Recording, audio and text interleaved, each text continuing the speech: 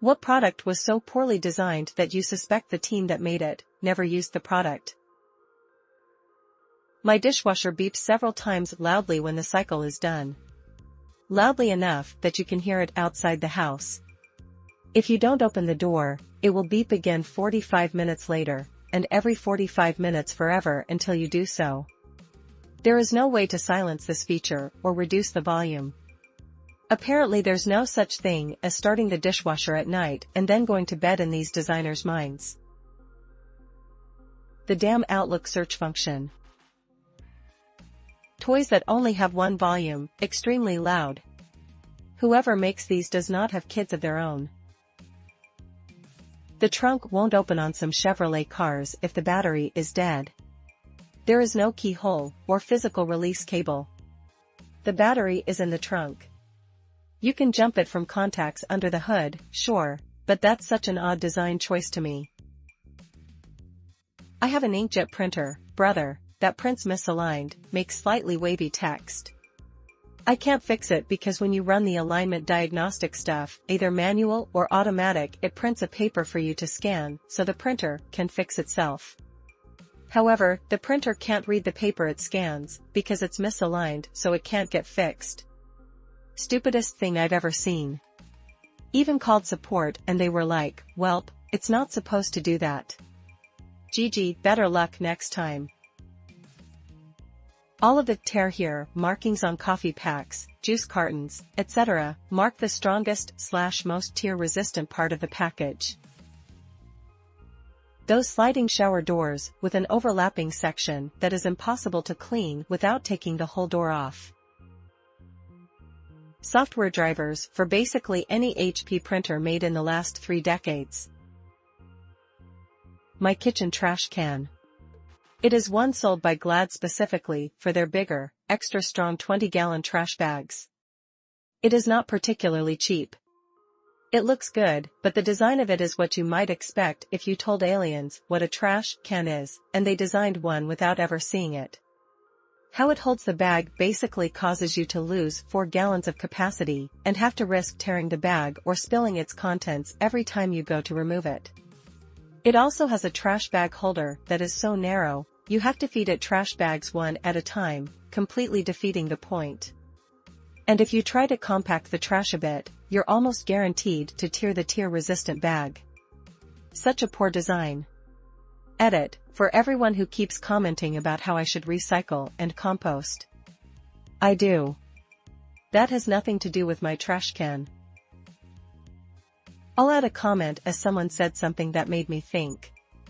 Streaming services search engines? You can literally have 10K to 50K things to watch, but there is absolutely no way to do an in-depth search. Doesn't have to be through a mobile app, maybe an online connection through a website. But if I want to find a show that was running in the late 90s and I know it was science fiction, why can't I do that? So much content I might want to watch, but can't find it. All iterations of Skype after Microsoft bought it. My new iron has a restart if you tip it over after it's timed out. So if you accidentally leave it plugged and it gets knocked over by accident, pet or child bumps the board, wind knocks something over knocking the iron over, it starts up while face down. Women's underwear. The part that is supposed to get dirty is never far enough forward to catch what it's supposed to catch. The perforated corner of a Kraft Mac and Amp cheese box. Some road intersections make me wonder if the engineers have actually ever driven a vehicle. My refrigerator has a water filter that cannot be changed without turning off the supply, which is behind the refrigerator.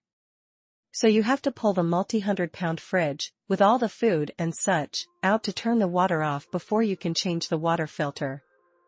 The old Maytag it replaced had no such requirement. Any sites with lots of text and ads in between.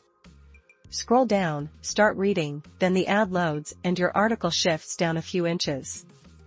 Go to click a link, but suddenly the ad loads, and you click that. One of the biggest reasons I switched from iPhone to Android was so that I could use ad blockers on Firefox.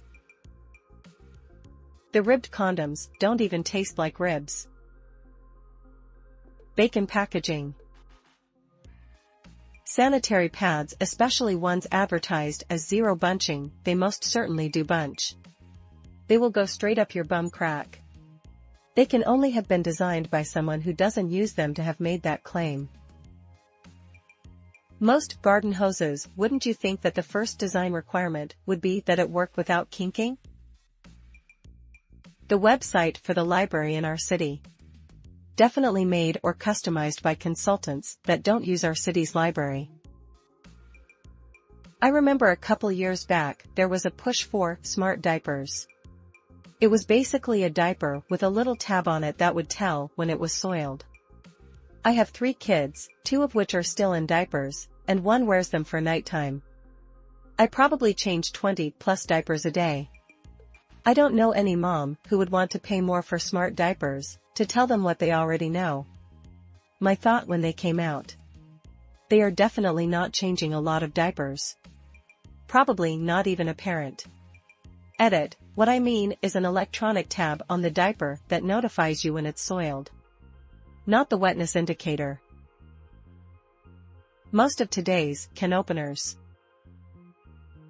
Cling wrap. It clings to everything except what you want it to. New Reddit. Okay, bear with me here, all these grocery items in plastic that have a Ziploc closer as well. The idea is great. Open, use, reseal. But in my experience, and I'm not exactly old and weak, these don't work as planned. Frequently they have the perforated section you can rip off, supposedly to allow access to the Ziploc portion. Many times there's glue holding pieces together and the perforated section never seems to extend past that. Even when not glued, the Ziploc is apparently held together by the weak nuclear force and will not come apart. There's never enough plastic to pull on, and when there is it's approximately as strong as wet tissue paper. So it just rips.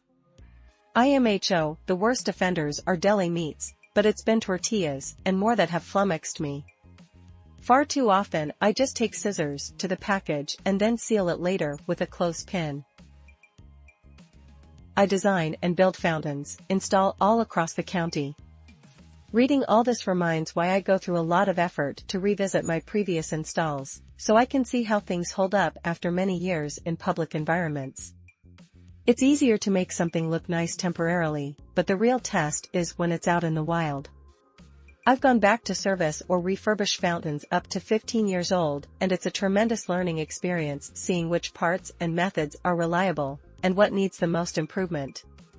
This also helps me continuously design things better. Remember that juicer meant to be used to squeeze out those bags?